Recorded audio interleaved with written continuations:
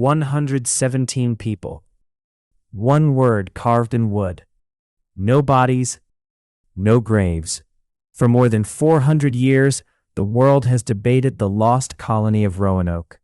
But for the man at the center of it, it wasn't a mystery. It was a failure of perception. In this story, we don't just repeat the myth. We follow one man and the evidence that suggests the colony wasn't truly lost. It was overlooked. That man is John White, an English artist unexpectedly made governor of England's most fragile experiment in the New World.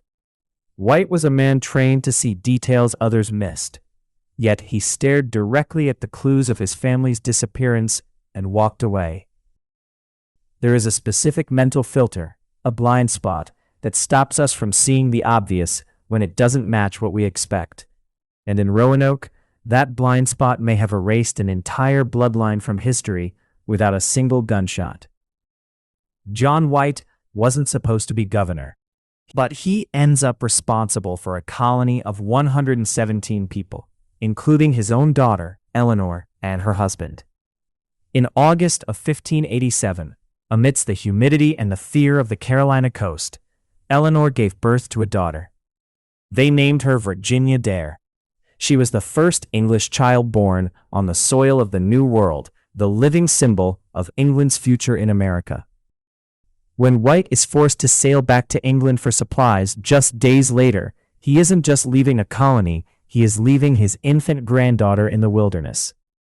To ensure he can find her again, he leaves them with a life-saving protocol. He tells them, if you are forced to leave this island, carve your destination into a tree or a post, and if you are in danger, add a cross above the name. This was the rule, a simple binary code designed to protect a child who couldn't yet walk. He promises to return in 3 months. Instead, it takes 3 years. War with the Spanish Armada anchors his ships in Europe. Every night for 3 years, White looks at the maps he drew of the Virginia coast, imagining his granddaughter growing up in the woods. When he finally returns in 1590, the settlement is a ghost town, dismantled, taken down carefully, piece by piece, and on the post nearby, he finds the word CROATOAN. And on the tree, he sees the letters CRO. Crucially, there was no cross. According to the rule, his family was safe. They had told him exactly where they went. White's eyes were his greatest asset. He could map a coastline with a margin of error of less than a mile. He could paint the iridescent sheen on a local fish or the intricate tattoos on a CROATOAN warrior. But the one thing he could not accurately draw was the reality forming around his own people. He saw the word CROATOAN and he thought of an island. He thought of a tribe. But he didn't see a home. In psychology, we call this a schema. It's a mental shortcut. Your brain creates a template for what a colony should look like. To White, an English colony looked like a fort with a flag and a church. When he saw the houses were gone, his schema told him the people were gone too. Think of the Boeing 737 MAX jets that crashed, one in Indonesia and the other in Ethiopia.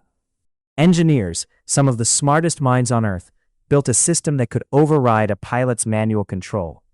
They were so focused on the schema of a stable flight that they overlooked a single faulty sensor. Even as the planes began to dive, the schema for a safe airplane was so strong it blinded them to the reality on their instruments.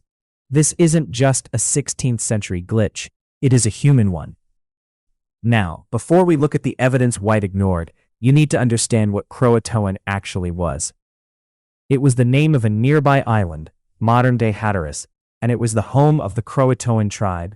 These weren't strangers, they were the only people who had consistently helped the English survive. To move to CROATOAN was to move to safety. So knowing the rule, knowing there was no cross, and knowing CROATOAN was a sanctuary, I want your intuition in the comments. Through CROATOAN eyes, that word was not a riddle. It was a simple note left for a traveler. It said, "We moved." Tell me now, do you think CROATOAN was a genuine message of survival, or a deliberate mystery meant to hide them? Type message or mystery before we move to the evidence. But to truly feel what John White felt, we have to step off the map and into the woods. Imagine the forest boundary at dusk. The wood chips still scattered on the ground as if the work just stopped. Fresh axe marks cut into a tree. You're walking with a lantern, the blue-violet gloom of the Carolina coast closing in. You find a campsite. A faint ember glow still sits at the center of the clearing. They were here, just hours ago. You find a wooden pendant swaying gently from a branch. To White, it's just noise, the trash of a local tribe. To us, looking back with 400 years of hindsight, that pendant is practically shouting the truth. But White keeps walking. He is not looking for a trail. He is looking for a memory that no longer exists. White never went to CROATOAN Island. A storm blew his ships off course, and instead of fighting the wind to find his granddaughter, he let the wind take him back to England. He spent the rest of his life in Ireland, writing letters about the lost, while living in a self-imposed blindness. Remember the gorilla in the room study? When we are hyper-focused on one task, like a father looking for a specific type of English rescue, we become biologically blind to the obvious. But the Earth doesn't lie.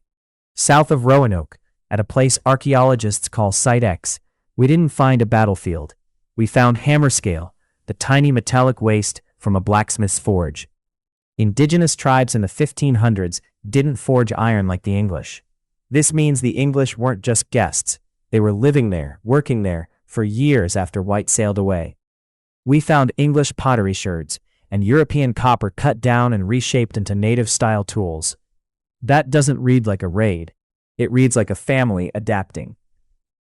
Assimilation isn't disappearance, it's survival. But survival doesn't always leave a clean record for the history books.